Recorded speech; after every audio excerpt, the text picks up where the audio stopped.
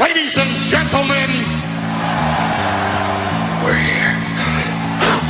I'm part of the Kliq, isn't everybody? Yes! Yes! Yes! I got an idea, yeah. Beat up John Cena!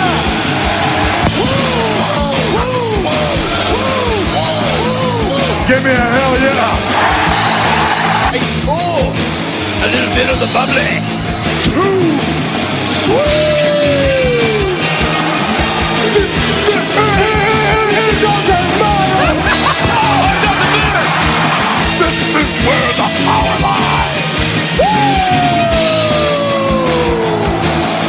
I am the man.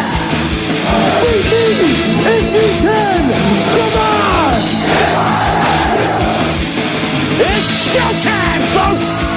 The following episode is scheduled for one fall, and it is for your listening pleasure. This is In The Kliq. What's up, everybody? Baby Huey here, back at it for a very special episode of In The Kliq. And this weekend's going to be a busy one with SummerSlam and NXT TakeOver 30. Plus, with so much breaking news, I want to get on someone I respect and love his body of work when it comes to reporting on all things pro wrestling. On the line, I have Tim Jarrell from PWUnlimited. How's it going, Tim? Pretty good. Glad to be on here with you. I know we've talked for a little while about doing something together, and it's great to finally do it. Absolutely. I mean, as I said, I'm a big fan of your work, and I mean, you and I go back, I guess now, we were just talking off the air. It's been a couple years now. I can't believe how fast time has flown by. So fast. So just give a little backstory to the listeners. I first met you and your partner, Nick, or excuse me, on-air partner, I should say, Nick, at a couple years ago now. It was July 2018 when sounds about right. Yeah, when New Japan Pro Wrestling came to the Bay Area. They had a big show at the Cow Palace over in San Francisco. And the day before, they had like a big press conference / media day over on Treasure Island, which to me was such a unique, fun experience because I hardly go to Treasure Island. I just drive through it every single day to get from the East Bay to San Francisco for work. But to actually do this like press conference over on Treasure Island, it was a lot of fun and a very fun experience. And so I was there covering the event for New Japan Pro Wrestling. And I was there with Jimbo, and you and Nick were sitting right behind us, and we just started up a conversation, if I remember correctly, right? Yeah, because Nick knew you guys from the radio station. Oh, okay. And so he was like, these are the guys. They talk to all the wrestlers. They're in the know and stuff. So yeah, they're the ones to talk to if you want to, get in with some cool people. No, okay, because I remember, I think I stepped away, or I might have been setting up the camera or something, and Jimbo, I think, initially heard that, and that's when he turned around and started the conversation. I sat down. I believe so. And jumped in. So, but then, I mean, we had so much fun the next couple days covering that, and then going to the Cow Palace. Because that was my first time ever seeing New Japan Pro Wrestling in person. And so to have it here in our own backyard was so much fun. And I remember just that day at the actual show, we were watching it, and we go run in the back, and we were like, they were doing the post-match press conference there and asking questions, and then, editing and doing stuff and running back and forth. Right. It was so much fun. But I remember for you guys, you were staying, because you're from Fresno, right? Right. Fresno, so it's about 3.5 hours away. But I remember when you came up here, so you guys were staying at a hotel, but to you guys, don't even get me started on that whole story. That was nuts. But to your guys' credit, I remember after the Treasure Island event, and then even during the Cow Palace stuff, you guys were just busy, just turning around all this great content for your website, which is PWUnlimited.co. Is that the proper way of saying it, or .co? Is there either way you want to say it? Okay, I say .co because it sounds cooler than co. Yeah. So, but you guys, I remember, were up all night. You were telling me that day, and you were just cranking out so much great content, especially for your YouTube page. So, encourage everyone out there, subscribe to PWUnlimited on YouTube. And, but like you say, I was so impressed with just your guys' work ethic. So that was just so cool. And then, God, what was it? Was it a couple months later? Was the Long Beach show at New Japan Pro Wrestling? Yeah. It was, I want to say September, maybe? Yeah, it was September. And that was because the thing is, for Jimbo and I at the time, we were, the podcast was still very new, even though we've been doing wrestling interviews for years, but to actually have a dedicated podcast, it was still very fresh. But him and I started expanding and like traveling, going on the road and covering these wrestling events. And so when we made those connections, when New Japan came to the Bay Area, we stayed in touch with them, and jump ahead just a couple months later, they had the stuff down in Long Beach. And so we were like, let's road trip down there and cover this in person again. Because how often do they actually come to America at that point? So exactly. So we road trip down there, had a lot of fun. You guys were there too. So I was like, oh my God, this is awesome. Like, it was just, for me, it was really cool because as someone, trying to not only just do all these interviews and talk about pro wrestling on the podcast, but to be surrounded by all these great wrestling journalists that we read and watch their videos or listen to the audio. It was just really cool to kind of really get involved in that whole community of wrestling journalists. I don't know about for you, but that must have been a really cool feeling, just being around. Exact same. Right? But yeah, your fellow peers. That's really cool. Yeah, finally meeting the people that I've seen all their work in the past. I've listened to all their, like you were saying, listen to all their stuff, read their stuff, and then finally be like, hey, I'm so-and-so. I don't know if you've heard of my stuff or not, but how are you doing? Nice to meet you and stuff. And a couple people like, oh yeah, I've heard of Pro Wrestling Unlimited and stuff like that. But no one was, let's see. That was 2017. We'd been around for year and a half-ish by then. So we really didn't have that big of a following. So when there was a couple people that were like, oh yeah, I've heard of you, I was like, really? Dang. That's awesome. Well, and that's the thing. So I definitely want to talk about the history of your website and the YouTube channel, but also just jumping ahead. I mean, in the last couple of years, kudos to you guys. You've accomplished so much. And even I'll get into this in a little bit about just you and I were texting a couple weeks ago. You guys were making the rounds as far as other wrestling sites, picking up your body of work, but I'll get into that in a second. So just for anyone curious, so it sounds like you just said you've been the website and the YouTube channel started 3 years ago? Well, no, the YouTube started basically August 1st, 2015. Oh, wow. Okay. That's when I started the YouTube. Okay.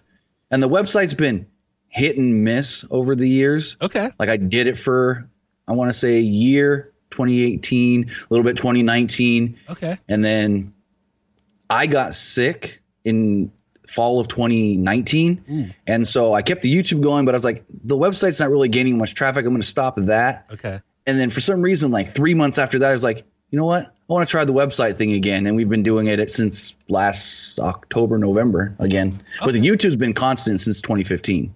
Yeah, and that's a thing. So for anyone who doesn't subscribe, which I encourage, I can't stress enough, go subscribe. I love that you guys pretty much, or I believe it's mostly you, as far as you do like these daily videos, just breaking all the latest wrestling news. Like literally, like I'll see something like making the rounds on various websites, and sure enough, I'll go to your YouTube channel and you have a video made for it already. Right. So like, that's what I try to do. Yeah. You know, like you're saying, you go to a website and see all this stuff. Well, my goal is to maybe not everything you would see on a website, but all the bigger stories have a news video out. And I'm not trying to toot my own horn here, but I try to keep my stuff short. Yes. So it's like if you go to a website and you read something for 2 minutes, you're going to come to my YouTube channel and listen to it for less than 2 minutes because I don't want to babble on. You want that news and then you want to go on to the next thing. Absolutely. So for me, like working in radios for as long as I have, definitely the MO that we get from like fellow program directors and other people in the biz are always like, keep your breaks short and straight to the point, get in and out, back into the music. So that mentality I have had for a long time now. So that's the thing I love about your videos. It's like you get straight to the point, give me the meat and the potatoes, and boom, you're out again. So I love that. So for you, your schedule must be just constantly like checking all the different news outlets, and you just jump on the computer right away and just start posting stuff. Is that kind of your workflow? I mean, basically, most of my day is spent on Twitter finding news, and I got a couple people that'll scour stuff or hear things and send it to me. Yeah. I've got one guy that he's got more sources than me, but doesn't have an outlet. So he'll send his stuff to me and be like, hey, check this out. Maybe we can run something on that. You can put that up and stuff. Awesome. That's so cool. And to me, I like, so not to get all like super personal, but for me growing up, like, you know, I love Superman. Superman's my all time. I'm wearing a Superman shirt right now, but you know, growing up, I love Superman, and obviously he's Clark Kent, his their identity, which he worked for the Daily Planet. He's a reporter / journalist, so I always love like. You know, people who cover the news, like breaking news and like their sources and all that stuff. So I don't know why I'm making that connection to superheroes. And stuff. But nonetheless, it's like I've always loved people that like are covering the news and then they say like my source says this and that. And to me, that's like, dude, that's so awesome. Like in some ways, it feels like a superhero. Like you build up these contacts and you're able to post stuff and just really keep people entertained and give them the latest news about what's going on. So for you, that must be really cool that you're at a point now that people can come to you for up to the minute breaking news when it comes to pro wrestling. Oh, yeah. And I try to get it out as quick as I can. I know there's sometimes because I've got 2 kids. They don't go to school right now because of the pandemic and everything. So they're home all day. Yeah. And they take up a lot of my time. So I try to get the videos out. If I see the news, try to get it out as quickly as possible. But at the same time, it's like, you can type something up quick, but for me, again, not to toot my own horn, I try to put as much production value into my videos as possible, not just like throw up a camera, say something, here we go, I'm done 30 seconds later.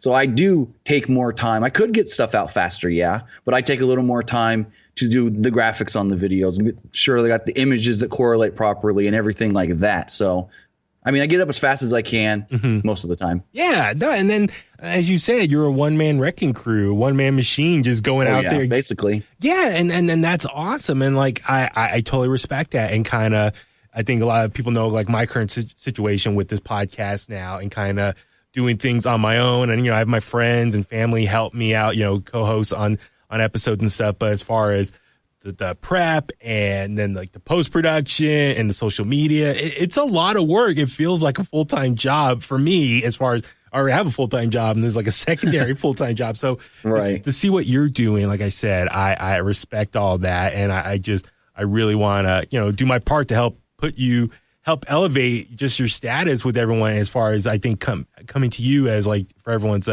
go-to shopping, one-stop shopping for all that pro wrestling stuff. So besides the YouTube channel, you do guys have Twitch as well, right? Yeah, we've had a Twitch channel created for a while. Okay. But then the last, I want to say 4 or 5 months or so, I was like, you know what?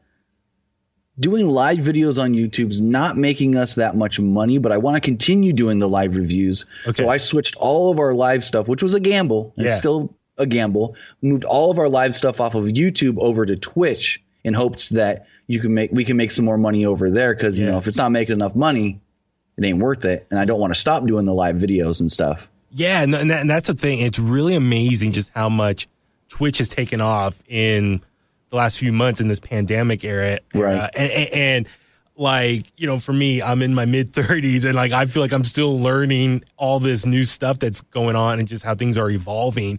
And just the number of people, even just other wrestling shows that I keep track of, all of them have switched over to Twitch as far as their live streaming in real time. And then they'll upload the video afterwards to YouTube. So it's just really just fascinating to me just how Twitch has evolved from just like a place to watch video gamers do their thing to now it's like a whole TV network or, you know, you go. I mean, basically. Yeah, you look up what you want, what you're interested in, and find hosts out there doing live videos and broadcasts and tuning in. So like I said, I think it's so awesome. So if anyone wants to subscribe to that or follow that, is it just Pro Wrestling Unlimited on Twitch as well? That would be twitch.tv/PWUnlimited. Gotcha. There you go. That's simplify it. Yeah, totally. And so, listen, Tim, for everyone that's new to the podcast, I like to do some little bit of icebreakers, just to kind of get people to get to know you since you are, for some people might be listening right now, you might be a new voice to them. And I like asking these 3 simple questions just to kind of, like I said, break the ice, and everyone's answers are usually different. And that's always the cool part about all this. So I like to start off, you know, someone new to the show, just asking 1, your favorite wrestler, 2, favorite match, and 3, a bucket list item that you want to do that's pro wrestling related. And I always give the example, like for me, I always would love to go to Japan and see Wrestle Kingdom live in person. So that's a dream of mine that I always wanted to do. And like I keep that very loose ended. People want to do various things. Like I talked to Evan, one of the creators of Dark Side of the Ring last week, and he told me his bucket list item is to direct like one of those vignettes that you would see on WWE back in the day, like Undertaker's little vignettes and stuff. So that was his goal. It's like he always would love to record like a little video package for WWE. So I was like, oh, that's awesome. So I don't know for you. I'll give you a second if you need to kind of think it over. I'm good. Okay, cool. Sorry. What's your favorite wrestler? So favorite wrestler is a hard one. Okay. Because I've always loved AJ Styles. So it's him and Daniel Bryan. It's very hard for me to pick because I've been watching AJ Styles since like 2002 when Impact first started, or TNA. Yeah. Because I found TNA on a random local channel I had with an antenna on my TV, and they were doing like the weekly pay-per-view recaps at midnight. And that's how I found TNA and AJ Styles. So I've loved AJ Styles since then. Then a couple years later, I found Daniel Bryan. So it's a tie between those two. But I guess maybe I'd have to say Daniel Bryan since his theme is my ringtone on my phone. That's awesome. And here's the funny thing. I've tried to change that ringtone thinking, I need to change it up. But it doesn't feel right if it's not that. And then the other funny thing is whenever Daniel Bryan comes out on TV, my daughter will go, Dad, your phone's ringing. That's awesome. Oh, my God. That's so cool. I can only imagine now. Yeah, like you could be watching SmackDown or something. If you're not paying attention, you'd be thinking your phone's ringing. But, yeah, it's really. Well, she does it as a joke. The first couple of times, she legit thought my phone was ringing. But now she just does it as a joke. That's awesome. It's so cool. And let's see. Okay, favorite match of all time. Favorite match? That's a hard one. Yeah. I don't remember exactly the dates or anything, but it was the first match that I can remember ever watching. Okay.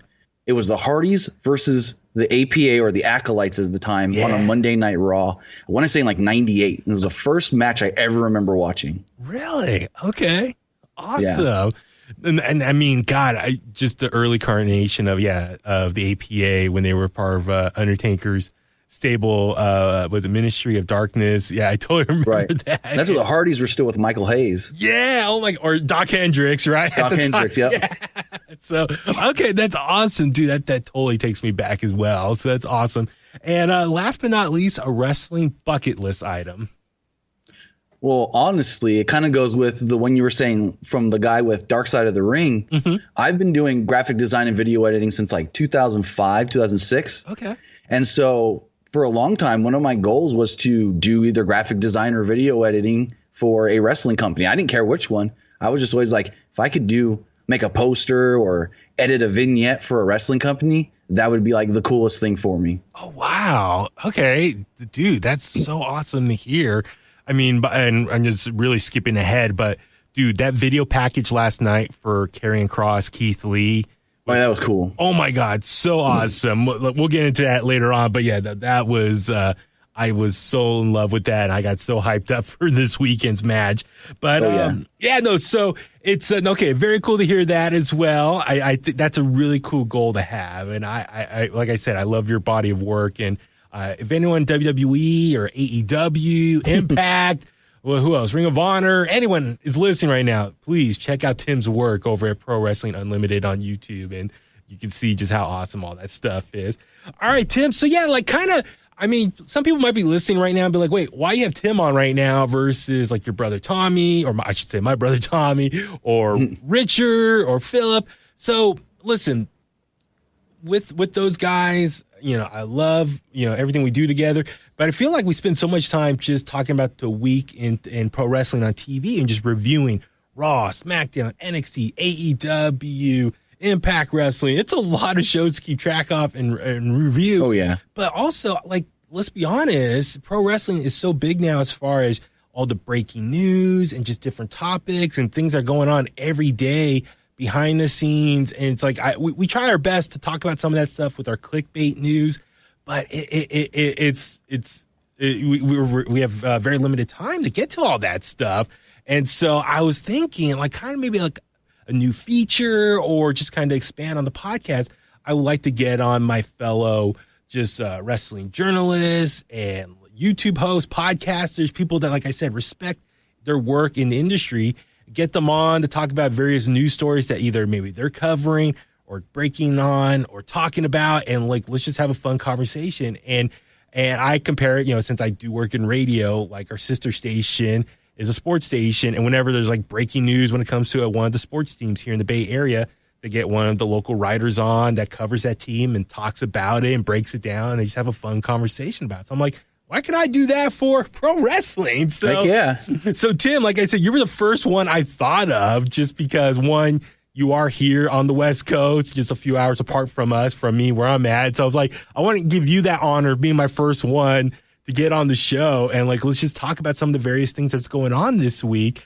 And so I guess let's just start with look at the big picture. So here we are. We're 5 months now of this pandemic going on all over the world. And definitely pro wrestling's been affected by it greatly.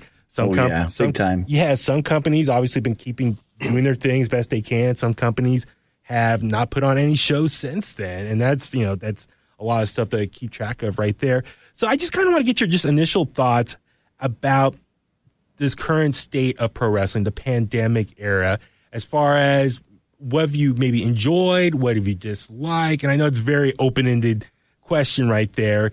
And maybe who you think is like winning right now or losing, or who could be doing a better job. So I just just your initial takes on just the current state of pro wrestling in this pandemic era. So, when everything shut down so WWE started running out of the PC in March, and that's when everything really started shutting down. Ring of Honor was the first company to say, hey, we've got shows coming up in Las Vegas. We've got them here in Vegas already, but we're not going to run. Like, that was the crazy thing, is they had people in Vegas for their anniversary show, and like the day before they go, we're not doing it. We can't. Yeah. And that was the first big one that was like, oh, dang, they're just going to shut everything down. But then WWE kept on going. AEW tried to find different ways to go. We know what they eventually did with getting everybody over to Daly's place. I know there was a month or so there where they had to run out of QT Marshall's gym in Georgia. Yeah. So the big wrestling companies, WWE, AEW, and I mean, to their credit, Impact, haven't really missed a beat. Yep. And that's the one thing that people are overlooking too. Impact Wrestling. They're still running out of their little studio deal over there in Nashville, Tennessee. And that's one that I really got to give credit to because they're still running. They're on Access TV every Tuesday night. I think their show still runs on their Twitch every Tuesday night as well. And their stuff has been improving over in 2020. Yeah. Their stuff I feel like has gotten better. Where you look at WWE and AEW, for me, AEW is kind of just, I don't want to sound negative, but I think they've just kind of been the same. They haven't gone up. To me, they haven't really gotten worse or anything. And then WWE just fluctuates all the time. Like some weeks they got good stuff. Some weeks they don't have good stuff. It's just hit or miss a lot. Yeah, it's been really interesting. And like, okay, so for WWE, looking back on it now, how lucky they were that who was it, Triple H or whoever came up with the idea of like, we need a performance center for our like new signees, upcoming talent to work out at. And when they built it and they kind of shut down wherever they're working at with FCW, and then they moved over to their own performance center in Orlando. And it's pretty much like a huge gym where people can work out. They got rings in there and they can like work out just their technique and just get better as performers. Who would have thought that would actually turn into like almost pretty much like a TV studio for them to run shows? Like, so I know at the time, like I think a couple years ago, people were like, wow, is this really worth the investment? Could they've done other things differently? But now looking back on it, it's a huge lifesaver. So, I mean, like I said, I don't know if this was initially Triple H's brainchild. They come up with this, but having the PC, I believe, was something Triple H really wanted, because Triple H has always been the one, like him and Regal have always been involved in like really developmental. Yeah. And so him wanting a place where everyone can come and have more than just a roster of guys, but have excess so that way you can pull in and out guys. Because when they were running down in Tampa for FCW, that place had like maybe 2 rings Yeah. And it was really small. Yeah. And they didn't have a lot of room for, you've got a roster for the FCW shows and that's it. You can't have extra people training and then also have the roster have their own ring time to keep, themselves going. Mm-hmm. So at the Performance Center, they're able to have at least, if not more than 100 people in there every day. Well, back when they were allowed to, every day working out, training, and doing drills and whatnot. Yeah, I'm just so impressed. And like I said, it's been like a whole lifesaver as far as at least they've been able to, a couple months ago, there was the rumor of like, oh, should they just show old matches or just pre-tape a bunch of stuff? But will that violate their TV contracts as far as, quote, live television? But nonetheless, as far as at least having a facility to set up a ring, having a place for the commentators to sit, a ramp, and just, having the lights and the music and the graphics, everything go off. So it's been really great for them as far as, and listen, I know it's not perfect. I know first, a couple months, they had no fans there. And it was just like dead silence. And then they finally started having some of the NXT people stand around the ring, socially distanced, finally got masks on within the last. And here's the weird thing with all of that. Yeah. So they started running, I can't remember the exact date. It was like March 9th or something like that. Mm-hmm. No, it was March. It was either the 7th or the 14th, I want to say. Okay. They ran in the Performance Center for the first time with a SmackDown. Well, the week before that, they had ran NXT in the Performance Center because Full Sail needed the building. And that's when they were going live every week. They weren't pre-taping a month at a time anymore. Yeah. Because in the past, Full Sail needing the building was never an issue. They just go, okay, we'll just pre-tape another week. But because they're live every week, they were like, you know what? Let's go set up the Performance Center as a TV studio like we do Full Sail. We'll bring all this normal Full Sail fans over there and go for it. So then come the next week, they can't be running in arenas anymore. Yeah. Well, they already know that the Performance Center works, kind of how to do it. Yeah. And so that was kind of like a blessing in disguise almost for them to have that week trial before that on how to do it with NXT. Yeah, I remember that NXT episode because that's where Ciampa and Gargano fell off the top. They destroyed that place. It's all over. We're tearing it apart. So I remember that episode, and sure enough, it just seemed like everything was set in place. They just took the NXT logos off, but WWE and SmackDown blue everywhere. So it was just total coincidence. The timing was perfect. And then jumping over to AEW, so for them, as you said, like they were trying to figure out what to do. They luckily have Daly's Place, which is kind of like the amphitheater right next to the Jaguars football stadium, which we know the Khan family owns both. And so they lucked out, just total coincidence. I mean, it's not too often a lot of these wrestling companies have a facility to maybe go work out or use as their home base. So for them, they started doing some shows there. And then, as you said, they went to Georgia for a bit. I remember that was mostly the TNT championship tournament was held at that facility. Yep. And then they came back to Daly's Place. And for me, Daly's Place, if you want to compare the two, Performance Center versus Daly's Place, I mean, Daly's Place to me, just from a viewer standpoint, is so much better as far as the outdoor vibe. You got the sunshine, and you can tell then when it's kind of getting dark, it's just that cool little change in scenery. But also, it's a little more wider. So, and then like they've been more colorful. They've been able to do kind of more of the graphics and stuff. I feel like it's just more brighter. So visually, it's just been more compelling. And then even from out of the gates, they had just the rest of the roster standing around the ring. The heels on one side, the baby faces on another. So and they were more vocal. And then I remember, I like not too long after, I remember hearing like it sounds like there's more people there. And then sure enough, I think it was a Cody Rhodes or something, one of his media calls said that, we have fans who are just standing outside of the facility. Obviously, they can't get in, but they're just hanging out in the parking lot, just cheering along. I'm like, that explains all that extra noise, which is kind of cool because of being outdoors, just sound travels. So and they were letting sponsors come in as well. They were keeping them at the top of the building. They were also allowing sponsors to come in, like for Double or Nothing. Yeah, they had some of the arena sponsors there. Yeah, so I just think overall, like AEW in that aspect was winning a little bit better as far as just TV watching. Atmosphere. Yeah, the atmosphere just seemed a lot more enjoyable. And, despite not having fans there, at least they were able to maintain some of that energy still from a live show. So in that aspect, it was really cool. And so, yeah, it's overall, like, out of those two, I'll give AEW a little bit of an edge. And I've been really surprised that even to NXT's credit, they've been doing stuff at Full Sail still. So that's really cool for them. And then Impact, I think in the last couple months, they've been just a lot better to watch. And I know they've been doing stuff in Nashville, and then they got the Wrestle House stuff. And so, so I think that's a good way as far, even though I think Wrestle House, I've been critical, it's just a little too goofy for me, but I will admit, at least it gives the rest of the roster something to do, as far as they might not be in any major storylines, but at least they're all present somewhere.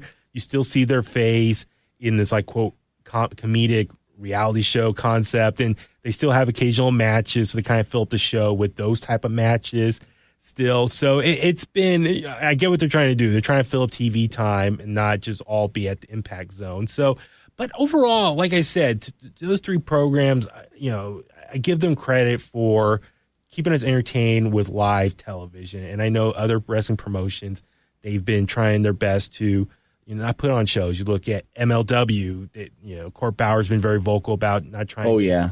Very. Not trying to, he wants to protect his wrestlers' health and not put anyone at risk.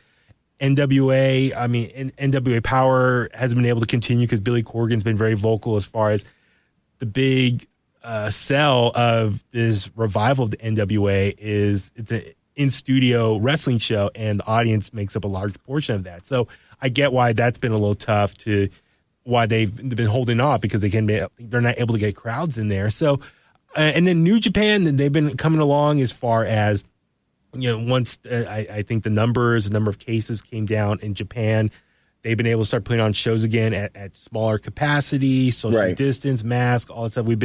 Everyone's been kind of noticing that. So it's been an evolution, and we'll get kind of more into the evolution of that as we go. So it's really been like a really fascinating thing to watch. And I'm just really curious, once things, quote, get back to normal, whenever that is, if it's into this year, if it's next year, whatever it is, I just wonder how much these promotions are going to look back at this time of wrestling and, like, recycle old footage. Like, I just want to know how much of this last few months of pro wrestling they're going to remember or remind us that it happened. You get what I'm saying? If that makes sense. Oh, yeah, for sure. Basically, so you're trying to say, like, are wrestling companies like WWE going to try and just never bring up 2020? Yeah.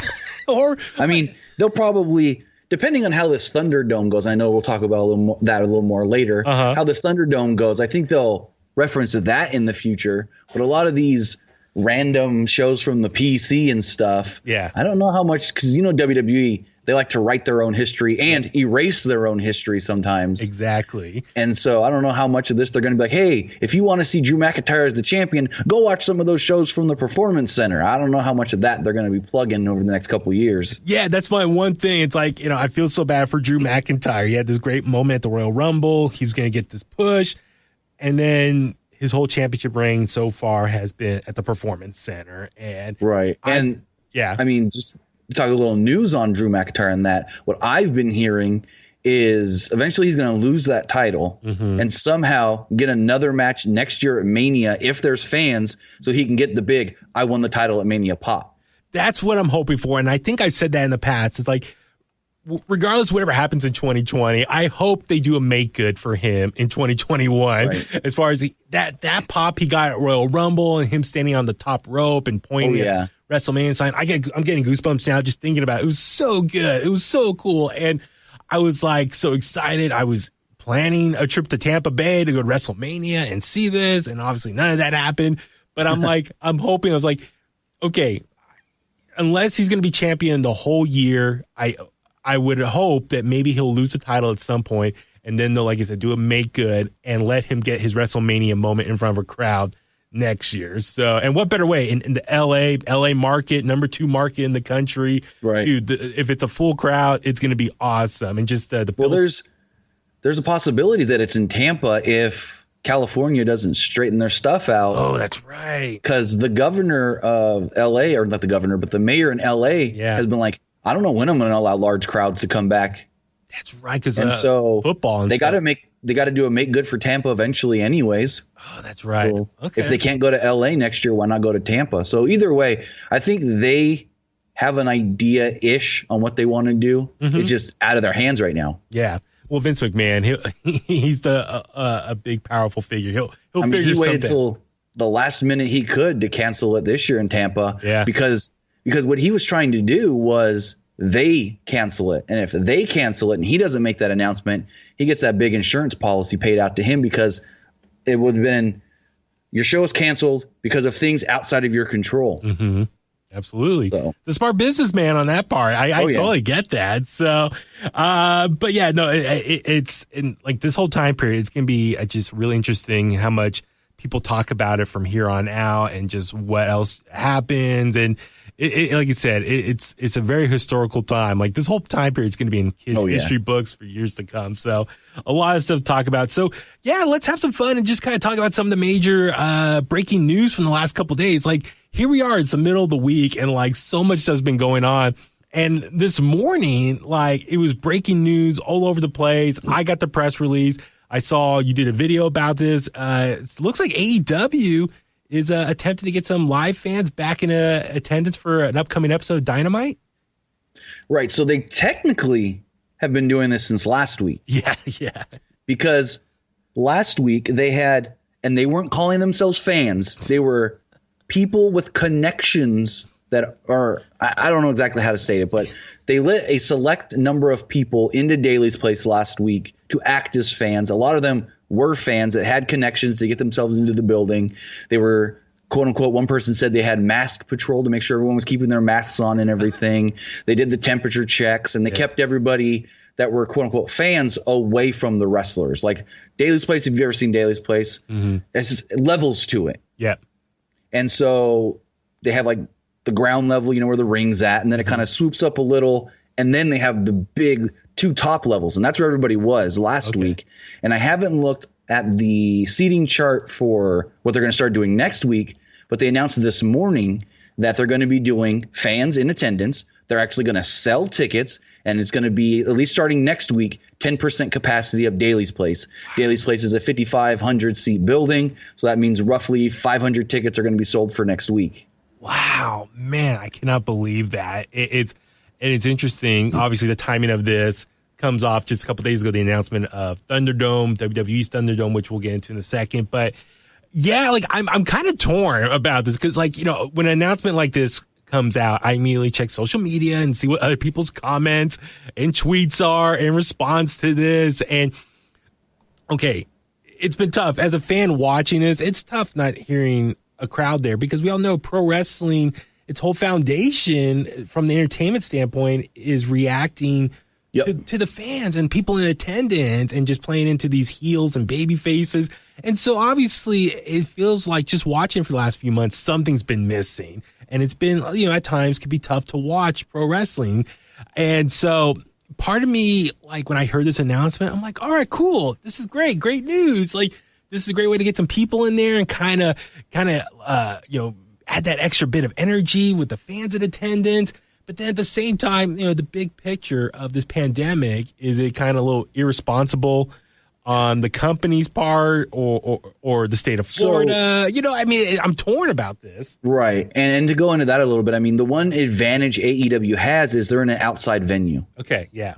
And so for everything I've heard watching the news and this and that, everyone always says, if you're going to do any sort of an event, do it outdoors. That's the safest way to do it. We've seen a lot of movie theaters, well, not movie theaters, but drive-in movie theaters keep running because they can keep everyone spread apart. It's outdoors. I think in Nashville, there's a drive-in where they do concerts there because everyone can be separated. And we know GCW has run their outdoor events with everyone kept separated and stuff. But the interesting thing that I read in that AEW press release this morning was that it says, quote, a select number of physical distance seating pods will be available. So are they putting these people in these big old plastic bubbles in their chair or what? Oh my God. It's like an egg or something. It says socially distanced pods available in groups of 2, 3, 4, and 6 around the venue. Oh my God. That's going to be interesting. I hope the camera people film, at different points throughout the show, right. like cut to the crowd.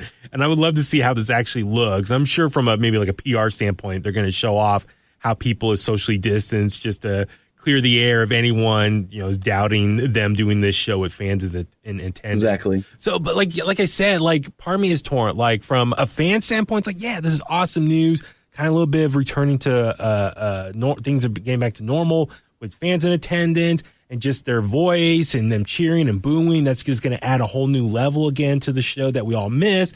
But then, like I said, at the same time, it's like, is it a little irresponsible to kind of start bringing people back in and risking them? But then again, if they follow the rules, hopefully like wear a mask. Right. And they're not the first. I mean, anyone that knows me knows I'm a huge NASCAR fan. Yeah. NASCAR had 20,000 people at the race in Tennessee about a month ago. Yeah. Yeah. And I saw that too. And a coworker here of mine is also a big NASCAR guy. And so he was telling me that as well. Like I always talk about this stuff with him. Yeah. And yeah, the track's got 100,000 seats. So to spread out 25,000 people, they kept everybody apart for sure. Well, and also, I guess, listen, like New Japan, kind of. I mean, as you said, GCW up in what? Is it Jersey or? They run all over the Northeast for the most part. Yeah. I mean, they had the outdoor stuff going on. It was in Chicago, the Warriors.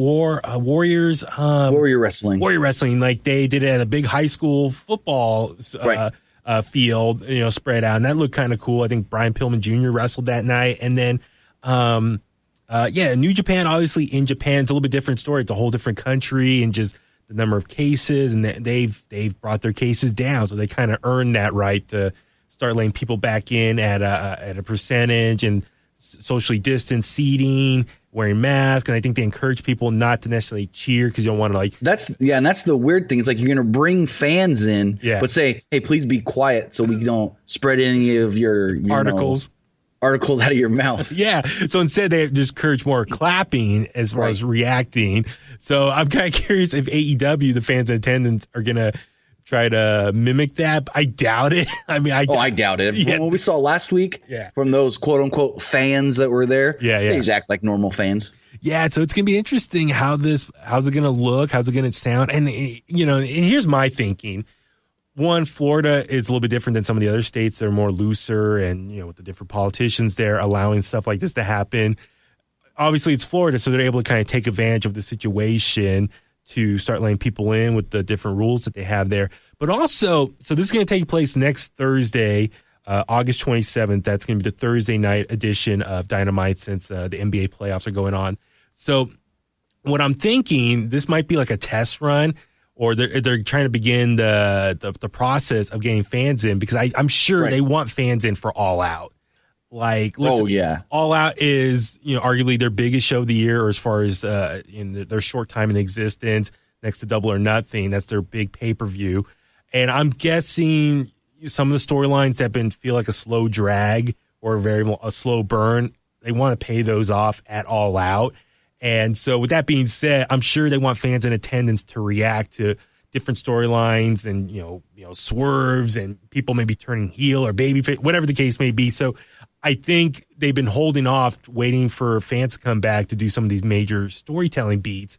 So with that being said, I think this is a test run to kind of get a new system in place, the infrastructure here. So then at All Out, they can have fans in there, and then we'll see some major stuff happening on that pay-per-view, and they want that crowd reaction. So that's kind of like my initial reaction to that. It's like, okay, because All Out will be, the following weekend? So they're trying to, I think they're like, crap, we want people in there because, there's some storyline. Look, Heyman and Kenny Omega. I think a lot of people are like, okay, where's this going, this storyline? Yeah. So anyway, it's going to be interesting, like I said, to see how this all plays out. And, we'll be, obviously watching and reacting to all that stuff.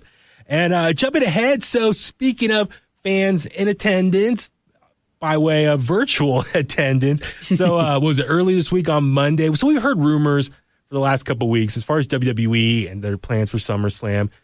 Months ago, there was hopes that they were going to still have it in Boston. Obviously, that didn't happen. The mayor said no events or anything until September. And so WWE is kind of scrambling. Vince McMahon reportedly did not want anything at the Performance Center anymore. He wanted out of there. So there was rumors of, they're going to go to Atlantic City or do something on a boat or on a beach somewhere. And so all these different rumors. And then last weekend, there was rumors of moving to an arena. And then sure enough, this past Monday, Tim, some news came out about Thunderdome. So can you kind of explain the whole Thunderdome concept to everyone? So, I mean, you hit on it. WWE had a lot of different ideas where Triple H did say in his NXT media call this week that they did look at all those ideas. They did look at running different places in the country. He was specifically asked, is the boat stuff, was that real? Were you actually thinking that? He goes, we thought of everything. Yes, we did. But when you really think about running on a boat, logistically and aesthetically, how would that be compared to what we're going to do now in a big arena? Okay. And so over the weekend, we heard a lot of things of WWE's moving production to the Amway Center. We don't know too many details, but their trucks are here. I think it was Friday or Saturday. It might have been Friday. Okay. Their trucks pulled up to the Amway Center. John Alba, who is a local reporter in Orlando, had video of it and stuff. And Monday morning, news comes out, we're going to the Thunderdome. WWE is turning the Amway Center into basically a new production studio. It's going to be the Performance Center on steroids. And they're doing everything that they couldn't do before. Okay. They're going to have basically every bit of this arena is going to have some sort of an LED on it. Man. They're going to have virtual fans, as Huey noted here, which is, I don't know how to explain it because I didn't get in, but they're going to have people so I think on like a Zoom call. Yeah. So very similar to like what the NBA is doing. So I've been watching a little bit of the NBA on TV and since they've returned. So they're playing in the bubble, and it's pretty much they have games going on all throughout the day at this one particular court. And they have the players sitting courtside, spread apart, socially distanced, and then behind them they have these layers of LED screens with different fans zoomed in, and so filming their reaction and them cheering and whatnot. So I'm guessing it's going to be very similar. And the crazy thing with the WWE deal is they're going all out as far as like they're even going to use drones in the building to get certain camera angles, which is something they couldn't do before because you can't be flying a drone in a building like that with fans in case, something happens to the drone. Yeah. Also, they did announce that every show going forward as far as in the Thunderdome, which as of right now, they have the Thunderdome till the end of October. Okay. It's an open-ended residency, as they're calling it. And so if everything goes well, WWE thinks it's good, the city of Orlando thinks it's good, they can extend that past the end of October. Got it. And we've seen some videos and photos leak out. I know on, I want to say Monday, some people who were working construction posted videos, posted photos on Instagram, and then were told take them down. So those pictures disappeared. Okay. A couple other videos from, I think, Sports Illustrated's Justin Barrasso. Ryan Satin of Pro Wrestling Sheet got some videos sent to him that he posted. And interesting enough, they're making this. When you watch SmackDown, do you pay attention to the opening video? You know, like that 3D arena deal that they have in the opening video? Yeah. The Thunderdome looks like that. That's what I was thinking too, so when they said Thunderdome, and I was like, the opening video package segment with the different wrestlers showing off people on the roster and stuff. It's just like a big blue lidded room and it has like a dome shape, and they show the different wrestlers past and present doing their thing, Kofi and Roman and everyone jumping out. So when I saw that, I was like, it kind of looks like they're trying to mimic that whole like.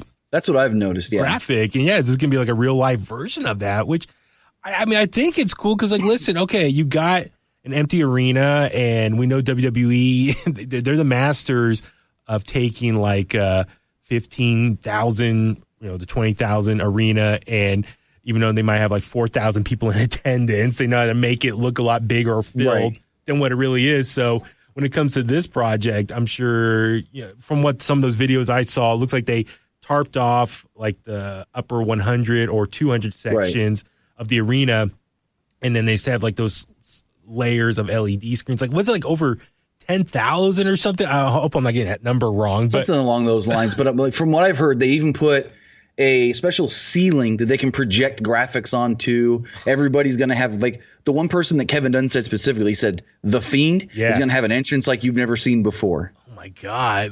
And I know they had talent start coming in on, I want to say Tuesday and Wednesday. Yes, I think because they bring them in a couple of days early so that way they can do their COVID testing, get everyone tested early. But then they also got to test some of this new tech because some of the new things that they're going to do, the shows are going to be live. That's the other thing. Everything from the Thunderdome is live, not pre-taped. So if something goes wrong, we're going to see it. It's not like, cut, do it again.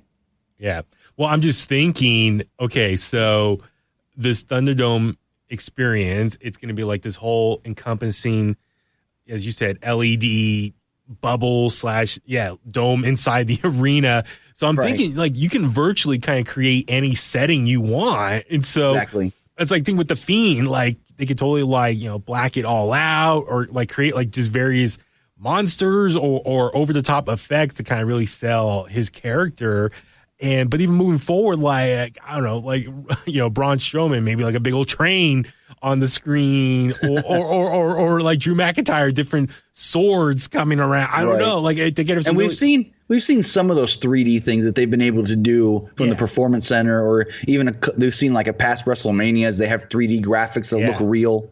But when everything's an LED and they have options and ways to really project stuff, it's going to look even more realistic, possibly. Yeah, I'm excited. And listen, I mean, no, nothing can replace like live fans in attendance, but virtually having all these fans there. So, okay, can people still apply for that? Like, it was at WWEThunderdome.com or something? Or so is it still available? On Monday Night Raw, they said go to WWEThunderdome.com tonight to sign up and be a virtual fan for SmackDown. Yeah. Well, Monday night, nothing happened. You go to the Thunderdome website, it just said information coming soon. Okay. All day Tuesday, I'm sitting there refreshing every hour, refreshing. All of a sudden, WWE sends out a tweet. Thunderdome registration is open now for SmackDown. Within minutes, they hit capacity. Wow. Within minutes. I don't know what the number is. They haven't put that number out. But within minutes, they hit capacity on how many people are going to be allowed to be virtual fans for SmackDown. And then I was told later in the week, which is maybe today, maybe tomorrow, they'll open up the signups for SummerSlam. Once SummerSlam fills up, then they'll open up for Raw next Monday. Interesting. And they put out a list of rules and stuff too, as far as what the fans can and cannot do. Do you happen to know what those rules are? Because I was speculating. I got them right here in front of me. Okay. For me, initially, when I heard about this, I was like, what's going to stop someone who's like filming you? You have your webcam on you, right? Like stopping me from like, taking my shirt off and spinning around my head or flipping off the camera or mooning the camera. That's what I was going to ask you. How many people you think are going to go rogue? Dude, like that's part of the reason why I don't want to tune in is seeing what fans go crazy. But like, what shirts can you wear? Like, what's on your shirt? Can you hold up a sign? Like all that stuff. I'm really curious. So the rules are I got it right here. It says no sharing the link with anybody else. If you're basically the one that we give the link to, you can't say, oh, I don't want to do it. I'll let my buddy do it. If you're permitted, you're permitted. Okay. They say be respectful, no smoking, no making any political statements or endorsements, no being offensive or violent, no disparaging WWE or its talents / sponsors, no promoting third brands. Then they get even more specific. Okay. No one in your household should be using your internet connection for other streaming purposes during your participation. Example, streaming services like Twitch, Netflix, YouTube, etc. We reserve the right to terminate or refuse participation in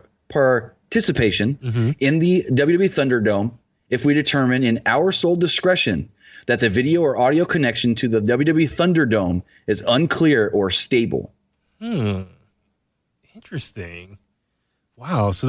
I mean, I guess partly it sounds like, okay, an honor system. It's like, okay, listen, we're giving you this opportunity to be on TV potentially. Please respect that and just be on your best behavior. So, which I'm assuming some people, listen, over the years, we've seen drunk fans jump ringside and run into the ring. So there's going to be some knucklehead who thinks they're going to try to break the rules. And then I'm sure for WWE, if they're able to, with the screen, they could see who that person is and they'll probably just ban them from applying ever again. Or if they do apply, just never accepting them again, the invite. So I could see how they can work. But like moving forward though, I'm just thinking they can come up with aliases to apply, like my name's, Joe Schmo. When they log in or however they're doing it, WWE may be able to get like their IP or something. So they would know, hey, coming from this internet, IP address, they messed up last time, they're not allowed. Yeah. There's got to be a way like that. Yeah, I mean, listen, there's Big Brother out there. I'm sure there's ways to figure out. Like right. This is that crazy maniac who mooned us last time. We're not gonna let them on again. So I could see that there might be ways around that to prevent this from happening. But no, nonetheless, like I'm really, this is really interesting to me, and I really want to see how this plays out. So okay, and with, as you said, they're going through October technically, this residency, and it could be extended. So I was thinking, okay, if I didn't get accepted for SummerSlam, I might be able to get on an episode of Raw one week, right? So It sounds like it's going to be every week they're going to open it up for that respected show. So it's almost like when tickets go on sale, you can apply. Basically. Okay. That'd be interesting. All right. So part of me, I want to apply, but then part of me is kind of scared to, if I do it, am I able to watch, do I watch on my computer, or can I still have the network on my TV, but my webcam on me? I'm just kind of, this whole thing is really fascinating to me of how is it going to play out. So anyone, I would assume, and this is just me spitballing an idea, that if you're logged in, however they're doing this, you'll have the feed of SmackDown as we see it on TV. Okay. That's what I would assume. Okay, cool. I would hope so too. So that way you're staring at your computer, your webcam's on you, and you're just staring back at the screen. So, okay. You got someone turned backwards trying to watch their TV. Because my TV is behind my computer, so I'd have to be turned around 180. So you have the back of your head the whole time. Right. But damn, I would say third party, promotion, because I was going to wear maybe an In The Kliq shirt, or we encourage people to wear a Pro Wrestling Unlimited shirt or something like that. I'm damn, get some free publicity that way. So I totally get that though. But it's like I said, this whole thing is really going to be fascinating. Just all the LED lights and just the setting that they can create inside this arena, the home of the Orlando Magic, I believe. So it's gonna be really interesting, and I'm curious. For the first couple of weeks, there's gonna probably be a lot of people excited, so maybe the ratings are gonna go up for interest per se. But hopefully they'll. I don't know. This depends on how the pandemic goes and how long this will last for. But it could be really interesting, and I'm sure for the city of Orlando, this is probably a better opportunity for them, business in the city. And so it's going to be really fascinating. I can't stress that enough, how this is all going to play out. So, right. They're getting paid. W's paying $450,000 for the 2-month residency. What? So that's money that the Amway Center was not going to have just sitting there empty anyway. So it's a win-win for both both sides and stuff. Oh my God. Damn. Well, we know WWE, they've had their best, what do you call it, stocks or money earnings earlier this year. So because they haven't been paying for anything they haven't been on the road. Exactly. So everything's a net positive basically. Yeah. Other than getting the wrestlers in town every week. Oh my God, dude. Okay. I'm excited for this now. Just see how this all can work. So, all right. Let's jump on over to another piece of news that came out also this week, and kind of sad news because, I'm a big fan of this person. So, Renee Young announced that, or it's been reported that she's going to be leaving WWE. And, apparently as the news reports came out, she gave her notice last week that she's leaving the company, and also reported she's going to work through this weekend through SummerSlam, and she's moving on. And so, Tim, just kind of your initial thoughts about Renee Young leaving WWE. So I saw this news come out, and I was like, wait, because someone, texted me and was like, is Renee Young really leaving WWE? And I go, what do you mean? And so I jump online and I see it 5 minutes ago posted by, it was the Outkick.com. I'd never heard of Outkick. Me neither. It was from Outkick.com. Renee Young leaving WWE soon. And from everything I've heard, she gave her notice last week. Okay. She is working SummerSlam weekend and then supposed to be done. Wow. I don't know how that all works. I guess she's just a normal employee and not on some sort of a contract like wrestlers are. Yeah. And can just give a 2-week notice. Yeah, that's the thing too. When I heard that gave her notice, I'm like, oh, so because I was assuming very much like all the wrestlers, they're under contract. So depending when that contract expires, that's when. Because I know announcers are considered employees. They get benefits and everything like a normal employee of the company. So I would assume she's the same. Interesting. Okay, but yeah, then again, I'm thinking, okay, an employee, if you just work for them, but not with a contract, then yeah, it sounds like You do have that freedom. Not with you're locked in 3 to 5 year deal like all the wrestlers are. Yeah, and so it sounds like they're able to just give their 2-week notice like most jobs do. So it's very interesting. And of course, people were real quick, as far as working through this weekend at SummerSlam, I kind of hope they might do like a special goodbye to her or something. Doubt it. I know that's the thing. They might just, she might get like one. I don't know how much screen time she's going to get though. Usually she's the pre-show host panel. Yeah. Well, actually, they've had Coach been doing it for a while since she started the Fox stuff. Mm-hmm. But also we haven't seen pre-show stuff since they've been running in the PC. Well, we haven't seen. I take that back. Mm-hmm. They've been doing pre-show stuff from Stanford with Rosenberg and the other guy. Yeah, and I know who you're talking about, the older guy. Yeah, they've been doing the pre-show panels from the virtual studio. Yeah. Well, and so I was thinking maybe they let her do a pre-show panel from the Thunderdome, like a normal pre-show panel. Okay. And say goodbye to her there. But it's WWE. It's the main roster. It ain't Triple H's NXT. Because Triple H did a whole goodbye for Kathy Kelly on the NXT post show on her last night. But it's main roster. Main roster, Vince McMahon can get a little salty when people want to leave. Yep. So I don't know how that's all going to go. But I don't know if you saw on Renee's Instagram this week. She posted a story that said, I know what I bring to the table. So trust me when I say I'm not afraid to eat alone. I didn't see the post, but I heard about that. So what is your interpretation of that? That she was probably upset that no one called to check on her when she had COVID. Because she said that publicly. I never got anybody checking on me. Once I was cleared to come back to work, I let them know and I came back to work. So just a back step. So when she had COVID, God, was that last month? Right. So you're saying no one in WWE just called to say, hey, how you doing? Hopefully. She stated publicly that no one in WWE ever called to check on her to see how she was doing. And I had heard that her, Kayla Braxton, Adam Pearce, Jamie Noble, all of them, the higher ups were mad that they even went public saying, hey, yes, I have it. But they didn't want that. They were going to get, it was going to get out there, which it did that. Yeah. Possibly 30 something people tested positive, but they didn't want anybody specifically saying, yes, I was one of them. But she was public saying, hey, no one ever called to check on me while I was sitting at home sick. Oh, man. So, yeah, that sounds like, it's kind of a little bit of a breakup here on not so good terms, but I'm just, I'm just thinking, so I wonder if that was the final straw then for her. Could have been. Because listen, okay. Well, a couple things. I was going to say, I hope she does get some sort of goodbye, or maybe they do something quick. But then again, it's broadcasting. And from my experience in the radio world, most people don't have a chance to say goodbye when they get let go or moved on, or where they leaving. They don't really get that goodbye opportunity. It's very rare. And then also, I'm just kind of thinking, okay, so she's going to have to go to Orlando. She can easily fly with her husband because Moxley's going to have to be on Dynamite, this Saturday as well, even though that's going to be. No. Saturday's already been filmed.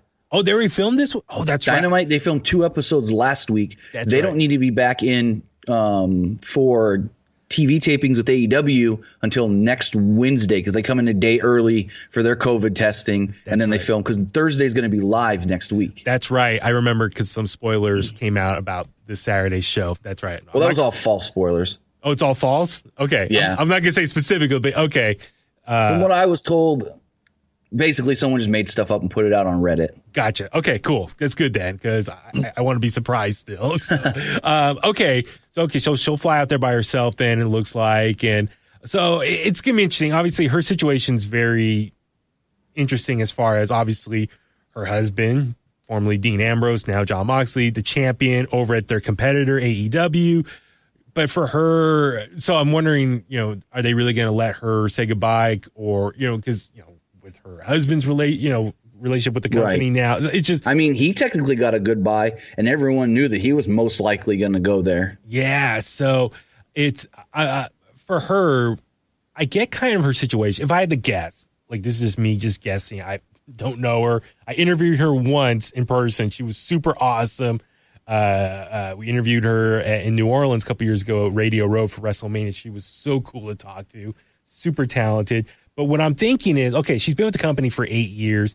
She's pretty much done everything you could do with that company as far from a broadcasting standpoint, as far as commentary, in studio hosting, talking smack, the pre-show. Like, she's done everything you can there. So I'm just curious, maybe she just felt like she kind of hit her ceiling, or also, listen, I mean, her husband's not there anymore, so maybe she feels kind of lonely. I don't know. I'm just all speculating.